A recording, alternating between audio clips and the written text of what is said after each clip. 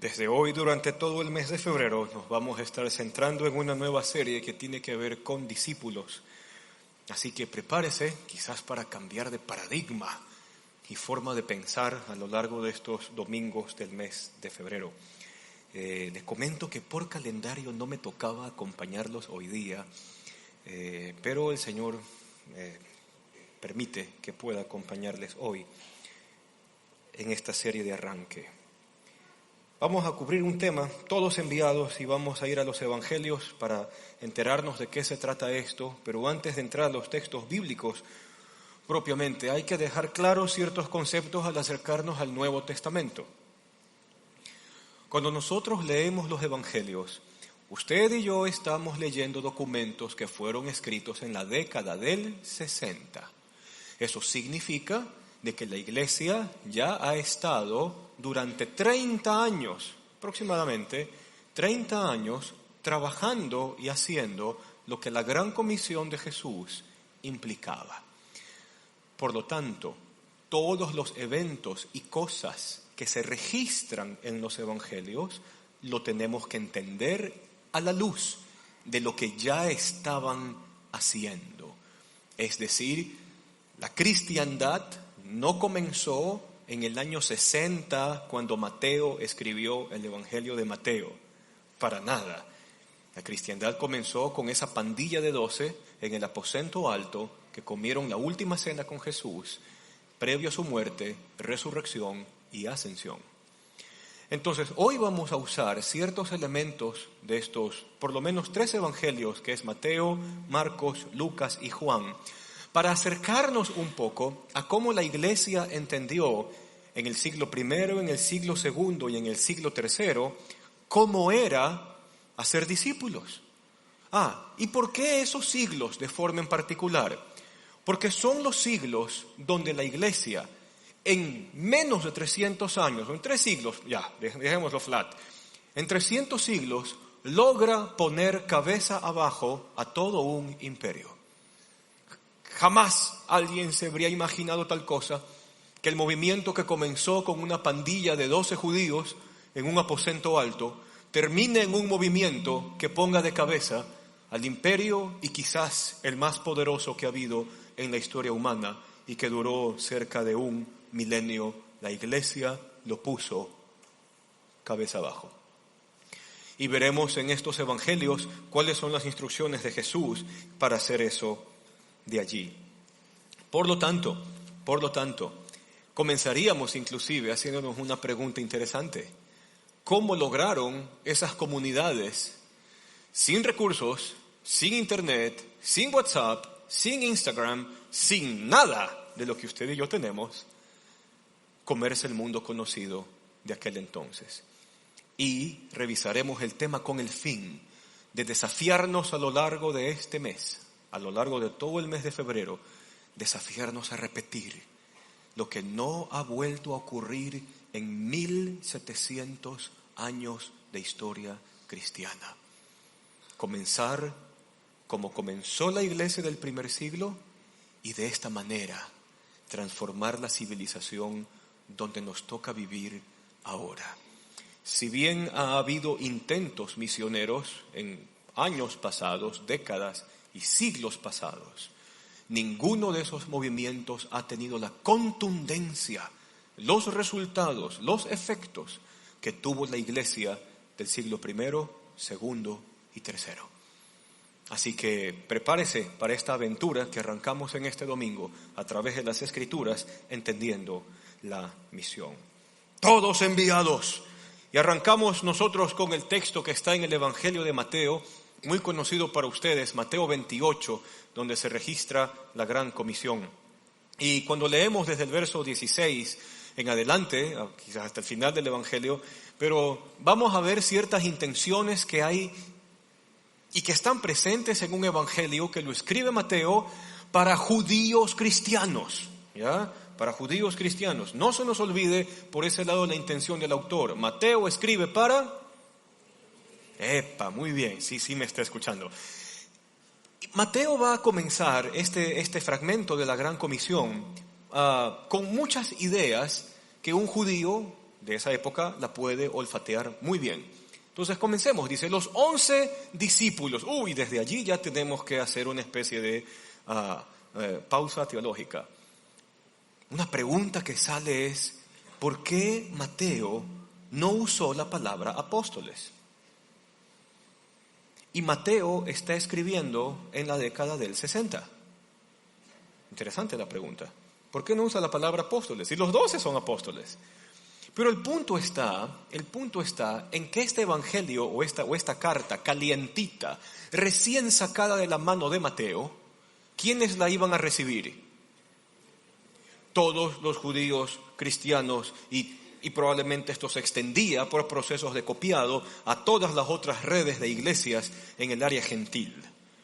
Entonces Mateo tiene que usar el término discípulos porque quien lo lee se tiene que sentir incluido en el relato. ¿Sí me hago entender? Entonces, si Mateo dice que son los 11 discípulos, y si usted ha puesto su confianza en el Señor, usted ha creído en el Evangelio, y usted y yo podemos decir que somos discípulos de Cristo, este tema tiene que ver con toditos nosotros, sin excepción alguna. Es decir, no vayamos a pensar, es que ese texto es solamente para el pastorcito de la iglesia. No, esto es para todo aquel que se considera discípulo. Exactamente, usted lo dijo. Los 11 discípulos fueron a Galilea, y ahí viene otra cosa judía de Mateo, a la montaña que Jesús les había indicado.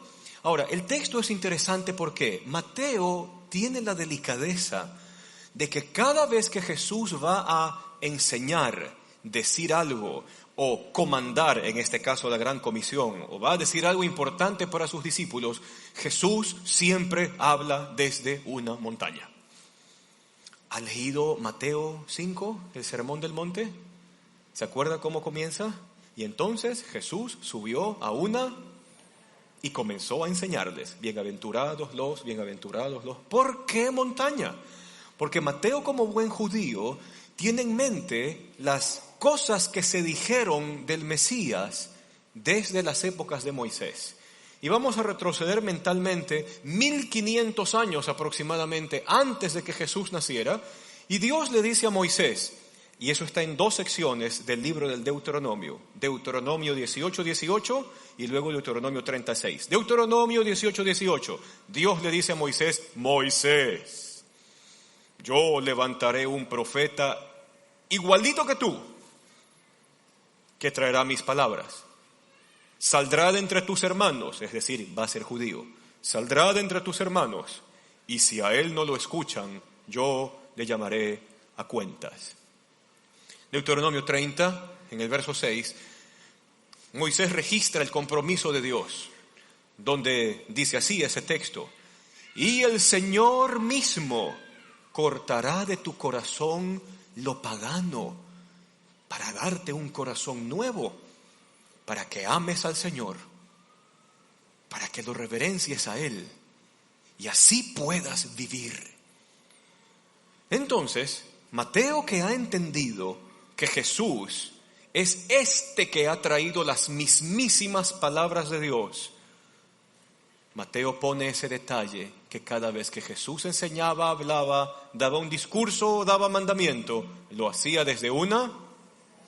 Porque Moisés, ¿dónde recibió la ley? ¿De dónde bajó con las tablas y los otros 613 mandamientos? ¿Dónde se encontraba con Dios cara a cara?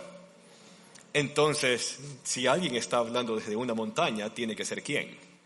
Tiene que ser Dios mismo. Entonces Jesús les pide que vayan a una montaña y va a decir algo importantísimo, porque está en ese lugar muy representativo para los judíos.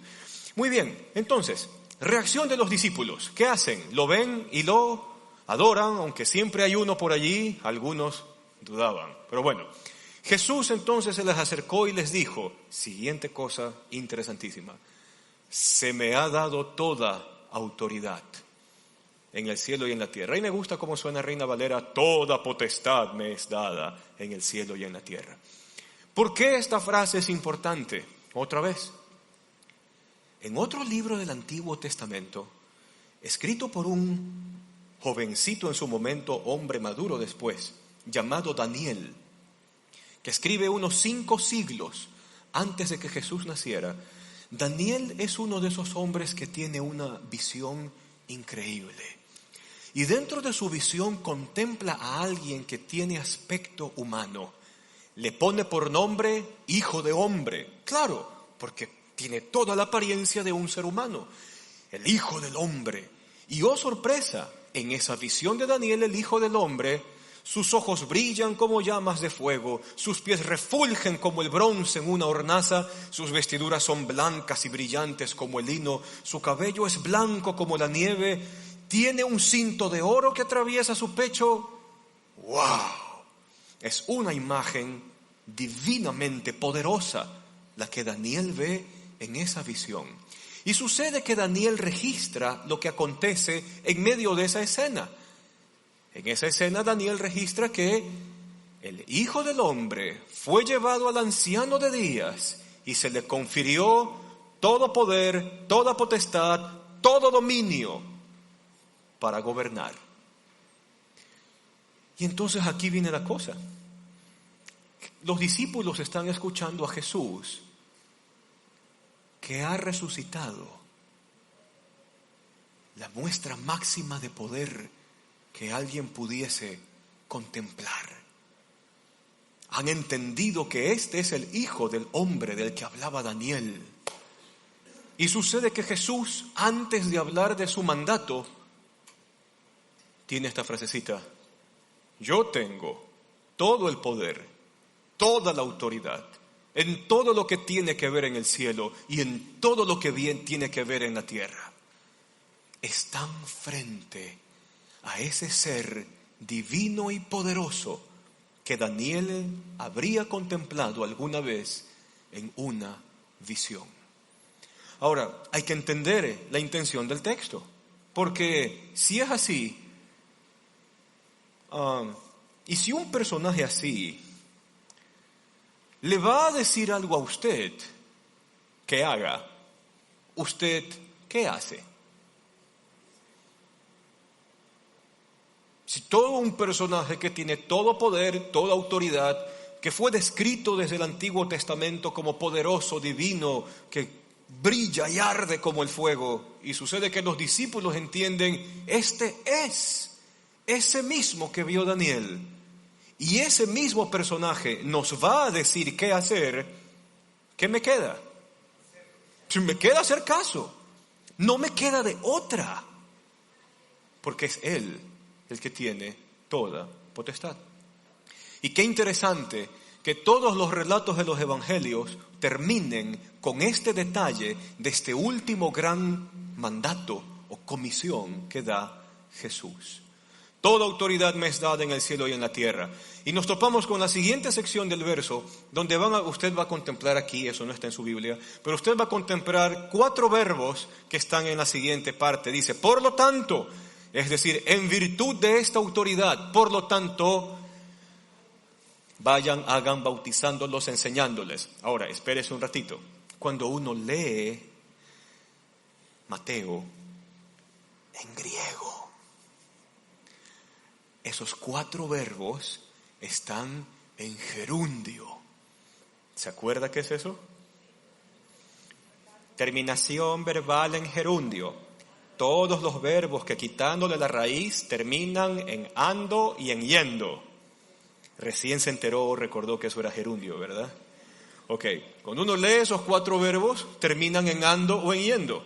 Por lo tanto, esto sería yendo, haciendo, bautizando y enseñando. ¿Ya? Probablemente la parte última es la que nos cause confusión, el les, los, las, ya. Pero están en gerundio. ¿Y por qué razón están así? Porque, oh sorpresa, Jesús nos comienza a definir qué cosas incluye el hacer discípulos. Y nos acercamos al primer término, yendo. Ya para esto usted y yo hemos entendido de que si Mateo usó la palabra discípulo y no apóstoles, es porque esta parte nos compete ¿a quiénes? A todos aquellos que como nosotros hoy en día nos consideramos discípulos de Jesús y somos discípulos de Jesús. Entonces el primer término habla de yendo. Vayan, traducen algunas versiones, pero usted va al griego, eso está en gerundio, acuérdese. Vayan. Y esto encierra un concepto interesante. ¿Por qué? Porque este ir continuo hablará de donde quiera que se desarrolla su vida continuamente. Es decir, ¿cuál es el mejor lugar para encontrar y hacer discípulos? Su amigo del trabajo con el que usted sale a almorzar a la hora del almuerzo. Ese. Porque es mientras vayan, mientras caminan, mientras hacen. Y lo interesante de eso es que implícitamente hay un asunto relacional. Es decir, es mientras usted camina con aquellos que lo acompañan a usted de una u otra forma en su caminar. Entonces usted tiene su amigo del trabajo que come con usted, discute los temas de presupuesto con usted, decide con usted, firma con usted, le consulta a usted, usted le consulta a él. Esa es la mejor persona para que usted haga de él un discípulo. Todo comienza a tener un poco más de sentido. Entonces yo estoy en el colegio y estoy en la universidad. Entonces, mi amigo de banca, ese que no me dice las respuestas cuando yo no he estudiado, el amigo de banca, ese con el que usted ha discutido sobre ejercicios en clase, trabajos en clase, la tesis, el amigo de vamos a reclamarle al profesor, el amigo de peloteemos después de las clases, el amigo de vamos a la kermés de aquí, vamos a la kermés, ya, ese de allí es el mejor candidato para que usted haga de él un discípulo de Jesús. Porque la orden es mientras vayan, mientras caminan, mientras se mueven, yendo, haciendo. El hacer propiamente tendrá que ver con un compartir vida y luego vamos a conversar de eso un poco. No solamente será la proclamación del Evangelio, de hablarle de Jesús, sino también de que mi vida se convierta para esa persona en el reflejo de Jesús que él debe o ella debe de tener. Yendo, haciendo. Obvio, continuamos en el texto de Mateo, la primera marca del discípulo, ¿cuál es? Ser bautizado. Ser bautizado, pues acuérdese, es el anuncio público de que esta o esta persona quieren seguir a Cristo y es la comunidad de la iglesia que abraza a esa persona para que continúe en el caminar conociendo del Señor. Y la última cosa que dice el texto es enseñándoles, como usted tiene allí, obedecer las cosas que Jesús ha mandado. Y esto es interesante y aquí vamos a parar el carro de un tema un poquito interesante. No sé usted, pero le voy a hablar de mi experiencia cristiana, ya sea que me haya formado o deformado. Pero la cosa es que cuando siempre se ha hablado del Evangelio, de compartir el Evangelio, de discipular, de enseñar, y fíjese que le voy a compartir este tema que fue parte de una conversación de ayer en un grupo de Antioquía de maestros que tenemos aquí los días sábados. Entonces inmediatamente salen justificativos producto de una teología mal hecha. Entonces alguien puede responder, hermano, es que yo no sirvo para compartirle el Evangelio a alguien. Ay, ¿cómo así? Es que a mí Dios no me ha dado el don de la evangelización. ¿Ok? Entonces, ya pues entonces, enseñe. Tampoco, hermano. ¿Cómo así? Porque a mí Dios no me ha dado el don de la enseñanza. Interesante. Y sucede que esa perspectiva de la Biblia y de ser teología, y mal usando las cartas de Pablo, ha hecho de la iglesia, en términos generales, una iglesia cómoda. Entonces es simple. No le comparto a nadie de Jesús. ¿Por qué? Porque no tengo el don. No le puedo enseñar a nadie los principios de Jesús para la vida, para ir transformando ese corazón. No, es que yo no tengo el llamado para enseñar. Y esa forma de hacer teología hizo de la iglesia estoy hablando históricamente, no me estoy refiriendo a usted. Esa forma de hacer teología hizo de la iglesia una iglesia inútil, que no hace nada, que no hace absolutamente nada. Entonces usted me podrá responder y me podrá decir, ¿y qué hacemos entonces con la lista de 1 Corintios? Cuando el apóstol Pablo habla de los que hablan en un idioma, de los que interpretan ese idioma, de los que enseñan, de los que sanan, de los que administran, de los que sirven, de esto y lo otro. Pero sucede que si usted avanza en la lectura y lee 1 Corintios como una carta y no como una cosa dividida en capítulos y en versículos, y usted continúa con la lectura, usted se topa con un Pablo que dice: ustedes anhelan los mejores dones, pero yo les presento un camino mejor. ¿Cómo es eso? Un camino mejor de lo que los dones. Por supuesto, dice Pablo. Y entonces comienza ejemplos, la interpretación por contraste. Ejemplos como, si yo hablo lenguas humanas, si hablo lenguas así, si yo interpreto y no tengo amor, y si yo hago esto y lo otro y entrego mi cuerpo al fuego para ser quemado y no tengo amor, metal que suena, címbalo que retiñe, no sirve para nada. Y luego comienza la descripción de 1 Corintios 13. Pero el amor es sufrido, es benigno, no busca lo suyo, se goza de la verdad, no se goza de la injusticia, es amable, etcétera, etcétera. ¿Qué ha hecho Pablo? Y se lo pongo ahora en términos del siglo XXI para ver a qué conclusión llegamos. Entonces es como que Pablo hubiese escrito: a ustedes les gusta comer el bolón de tere, mixto, les encanta el shawarma con alta salsita blanca, también hay otros que les gusta McDonald's, y hay otros que disfrutan Burger King, hay otros que increíblemente disfrutan Wendy's, hay otros que prefieren las carboneras de kiosco de la esquina. Todo eso. Ok. Ustedes siempre andan en busca de la comida más rica y más sabrosa, pero yo les presento una dieta mejor. ¿Qué hizo Pablo con McDonald's, bolón de tere, la hamburguesa de la esquina y hasta Wendy's? ¿Qué acabó de hacer Pablo con el discurso? No tenga miedo. Dejó a un lado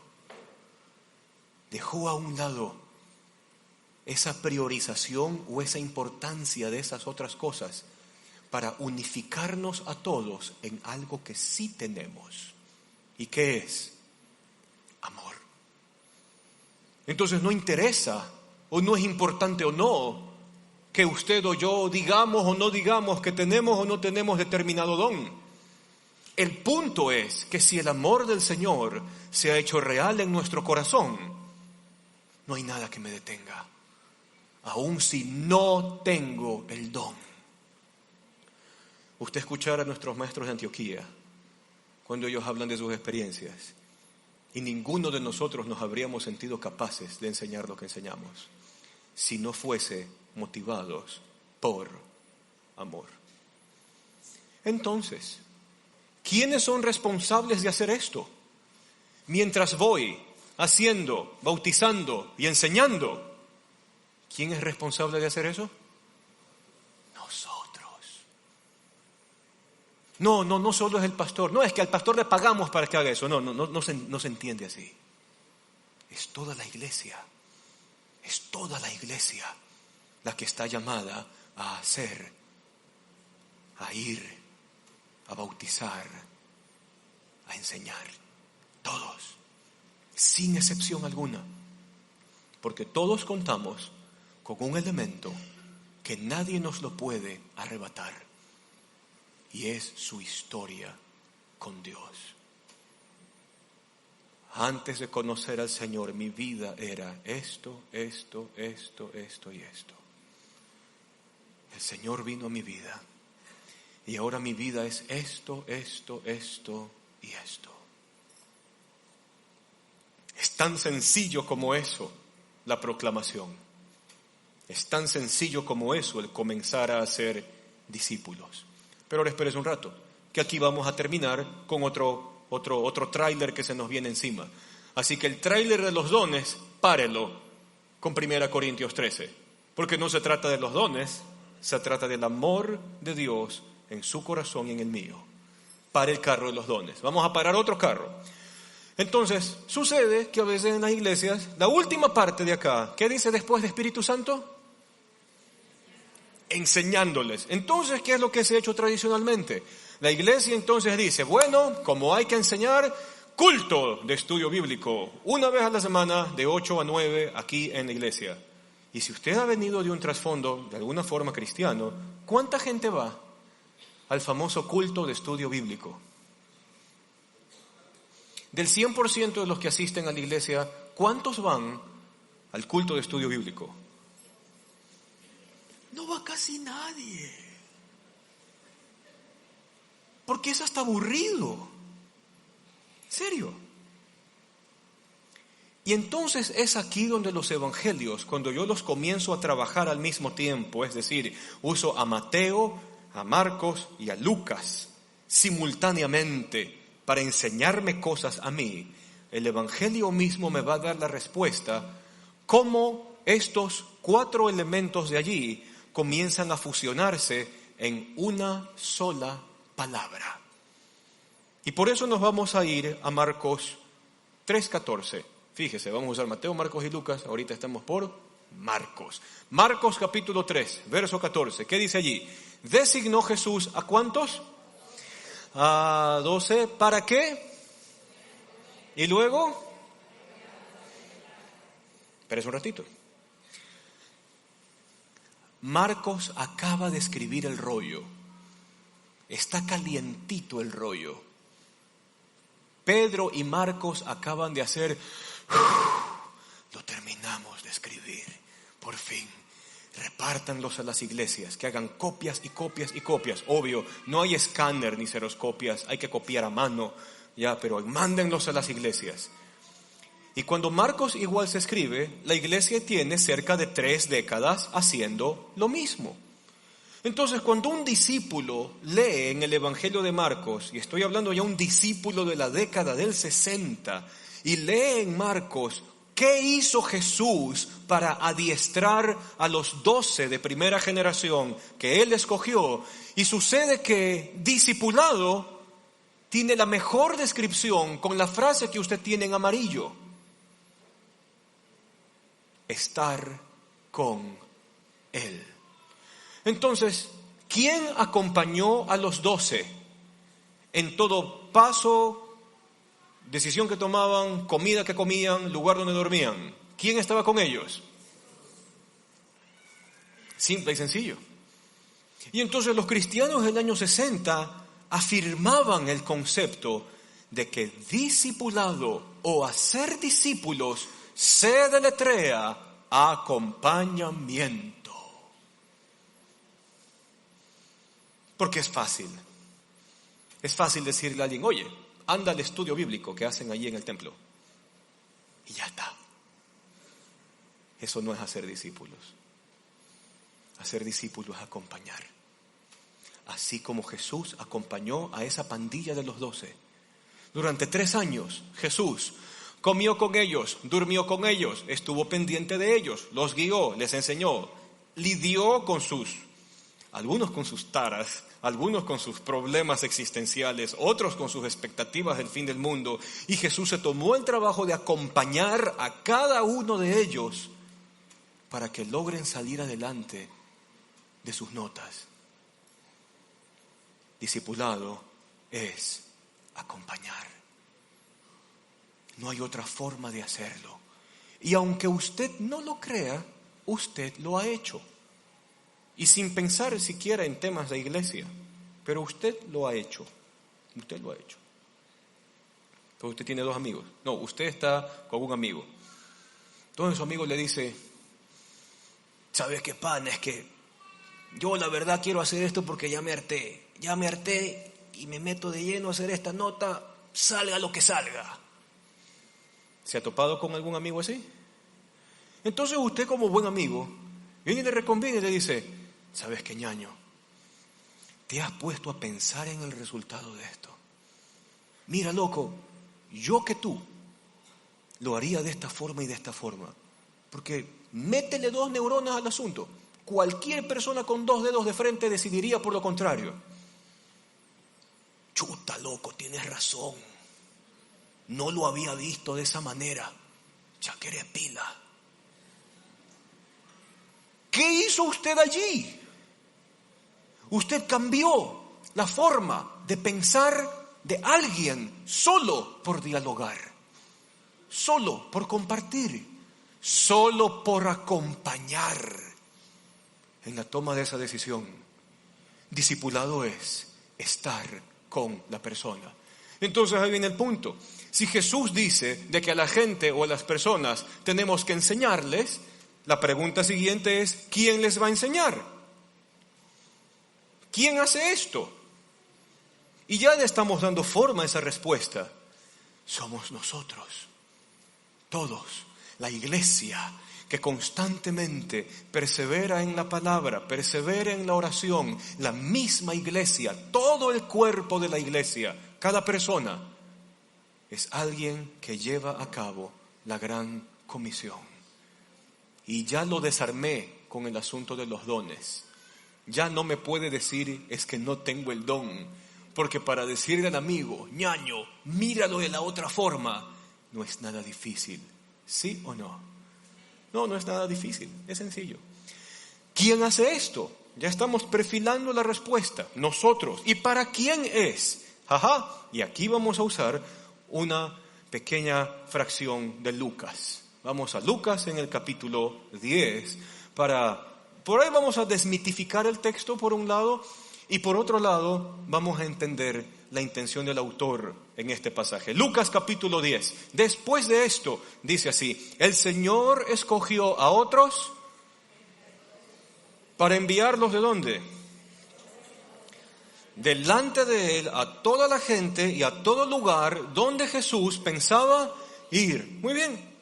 Si usted lee Reina Valera o si usted lee NBI, usted va a encontrar una variación, porque Reina Valera dice 70 y usted lee NBI dice 72.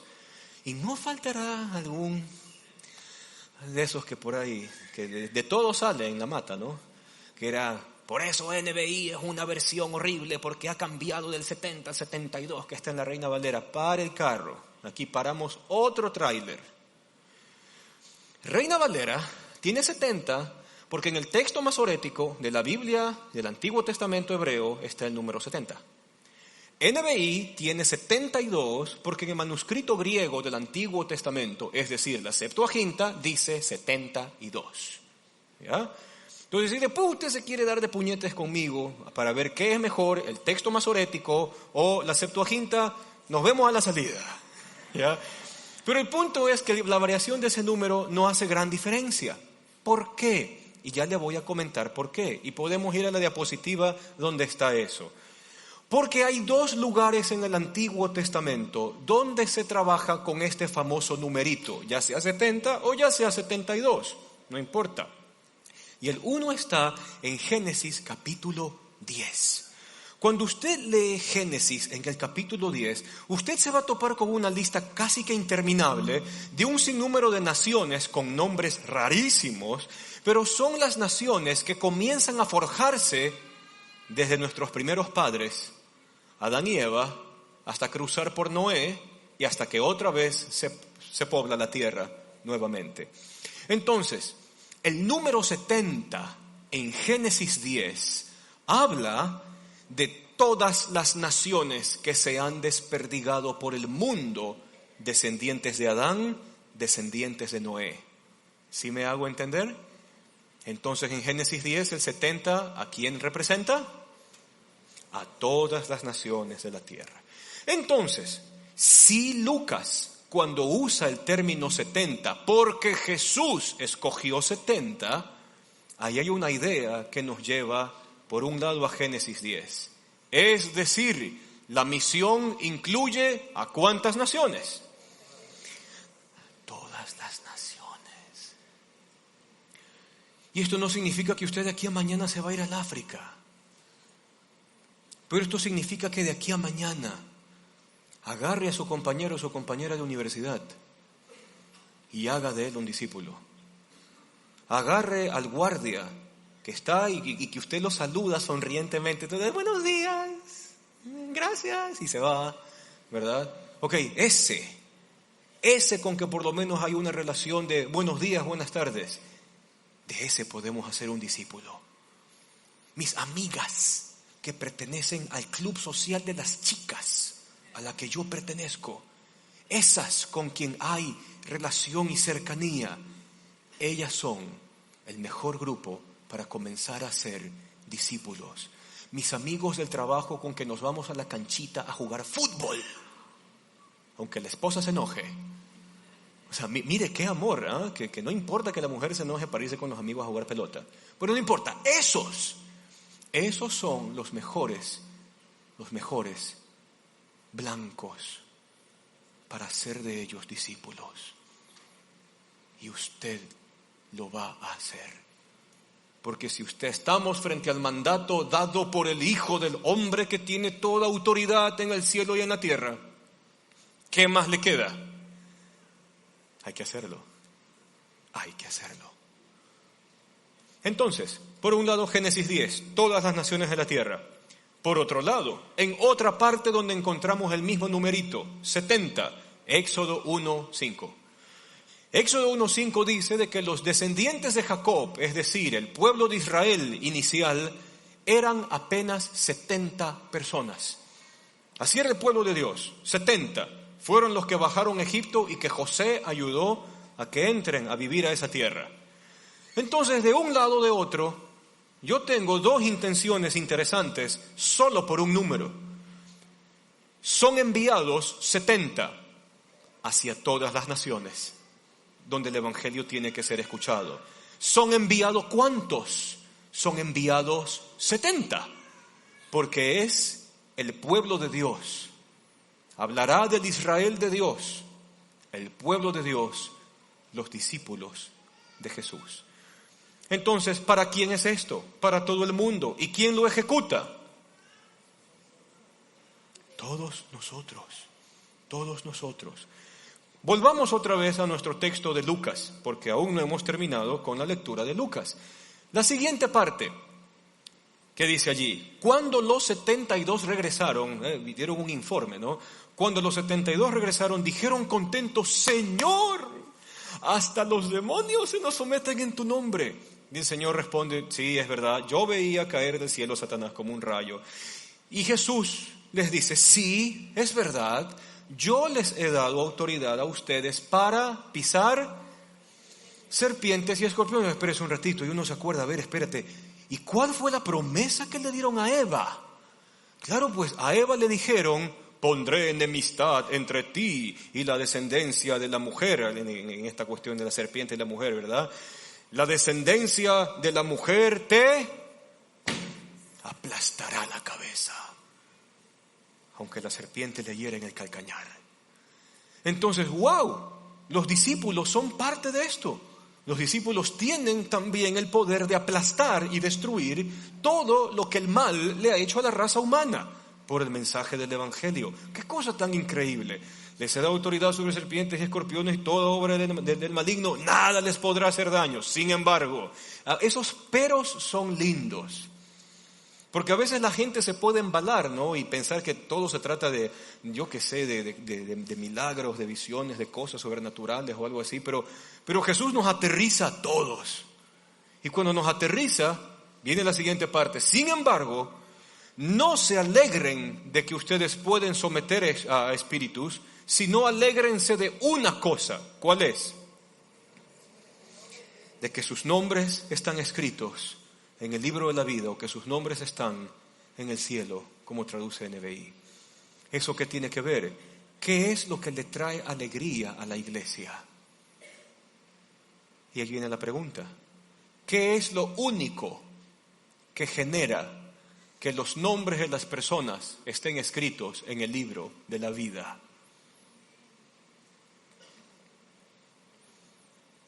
¿Cumplir los 10 mandamientos? No. ¿Qué es lo único que genera que el nombre de una persona esté escrito en el libro de la vida? El evangelio que ha sido creído y aceptado es lo más importante de todo. Alégrense de eso. Lo otro queda a un lado. ¿Por qué? Porque a veces centrarse en estos temas de milagros o maravillas puede generar arrogancias. Entonces hay ocasiones en donde uno escucha por ahí un comentario u otro, entonces decía, sí, yo oraba y la gente se sanaba. Y aquí voy a meter en esto y para hacer una pregunta fea y que espero que le duela a usted como me duele hasta el día de hoy a mí. ¿Ya? ¿A cuántas personas usted y yo hemos acompañado desde que aceptaron a Jesús y los acompañamos a lo largo del caminar de su vida hasta que estas personas llegaron a una madurez en Cristo Jesús? Y si respondemos sinceramente esta pregunta, van a ser muy pocas o ningunas las manos que se levantan,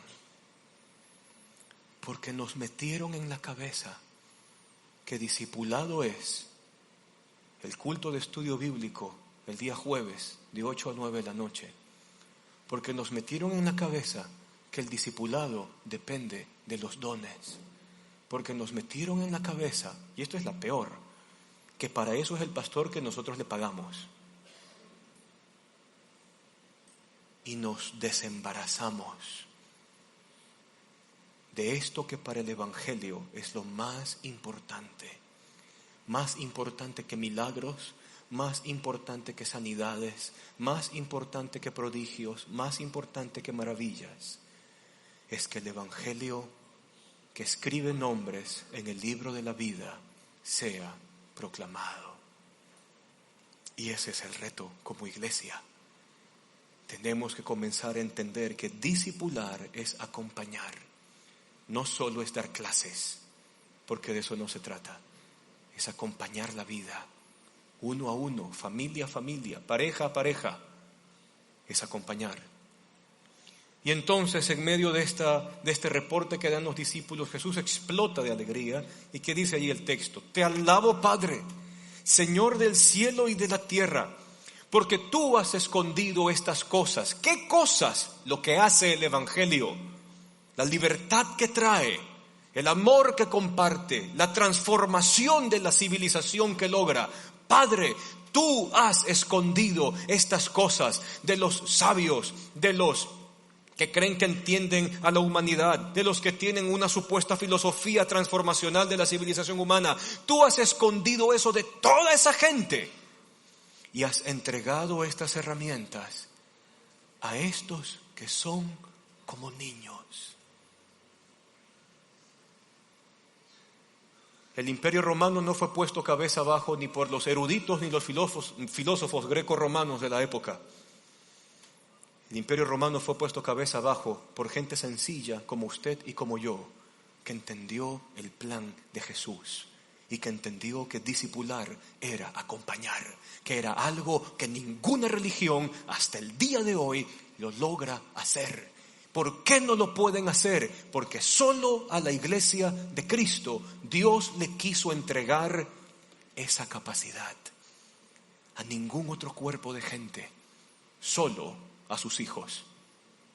¿Me explico?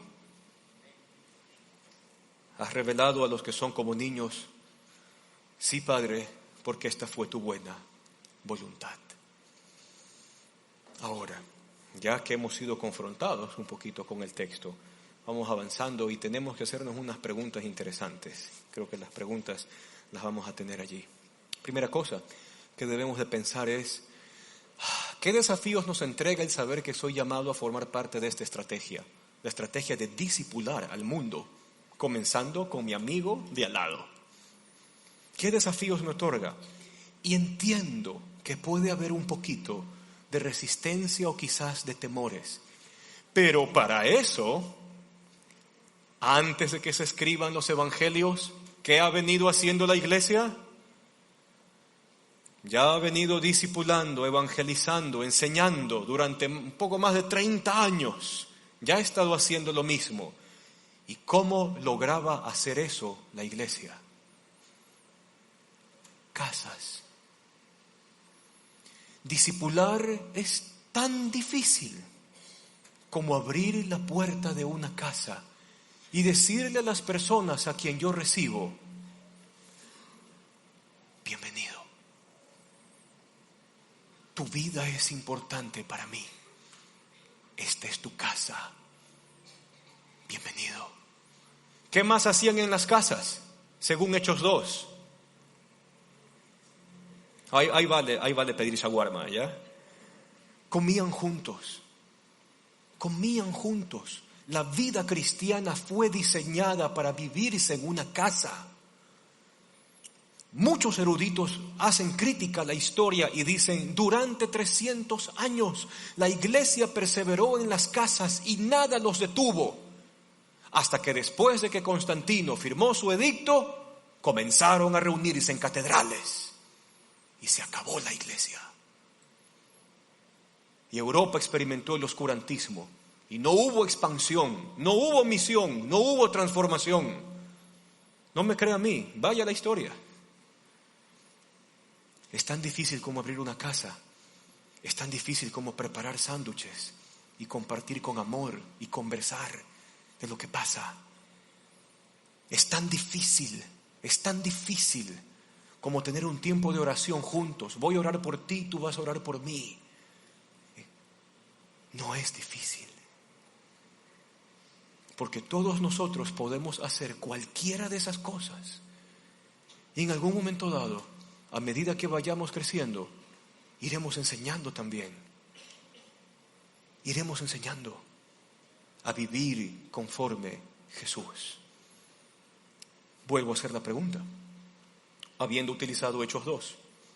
¿Qué desafíos me entrega el saber que soy llamado a formar parte de esta estrategia? Respóndala con su corazón. Segunda pregunta, ¿cómo difiere lo que hemos conversado hoy día con el concepto tradicional de hacer discípulos? ¿Le parece diferente, por lo menos? Sí, ¿verdad?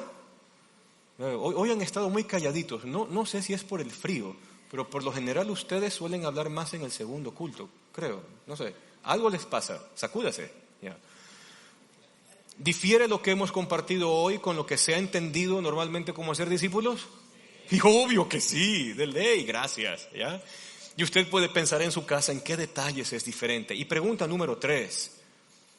Esta pregunta es bonita. ¿Cómo se siente usted? ¿Cómo me siento yo, Tito? Yo, María, yo, Carlos, yo, Verónica, yo, Roberto, yo, Jorge. ¿Cómo me siento yo al saber que Dios me ve a mí como alguien clave en la iglesia que Él edifica? ¿Cómo se siente? Interesante, ¿verdad? Entonces, teniendo esto en mente, preparémonos para que en los siguientes 3 domingos vayamos entendiendo cada vez más todo lo que implica hacer discípulos y cómo usted, sí, usted, es importante en esto. Vamos a orar. ¿Le parece? Oremos, por favor.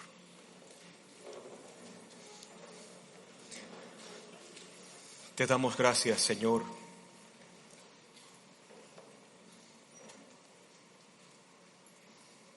porque va más allá de la erudición, va más allá de dones, va más allá de talentos o cosas así. Es la sencilla motivación de tu amor que ha sido derramado en nuestros corazones. Es la sencilla expresión de tu gracia, de entender que la gracia que nos acogió a nosotros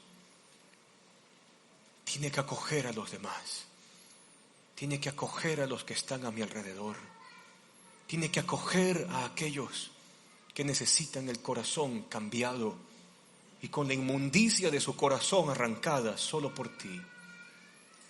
Y te damos gracias porque has empoderado a toda tu iglesia, a todos tus discípulos, para hacer esta obra y alcanzar el mundo para ti. Y te pedimos, Señor, que nos ayudes en estas redes de amistades que tenemos, estos clubes a los que pertenecemos, estos buenos amigos que frecuentamos, esta gente que nos rodea, que en medio de esa relación que ya está dada, nuestra vida sea clave para que ellos te conozcan a ti. Y permítenos acompañarlos. No conformarnos con que hagan una oración de fe, no conformarnos con que vengan una vez a la iglesia, sino acompañarlos en el caminar de su vida para enseñarles tus maneras, tus valores, tus virtudes, y sus vidas sean transformadas por tu gracia, por tu evangelio. Y te damos gracias por ello, Señor. Bendícenos y ayúdanos en esto, en esta semana, a verlos con otros ojos, a verlos con los ojos de la misión. Protégenos de todo mal y peligro y regocíjate en nosotros también, que somos como niños que te seguimos a ti. Gracias, Señor, por todo, en el nombre de Jesús. Amén. Amén. Que el Señor te bendiga. Nos vemos el próximo domingo.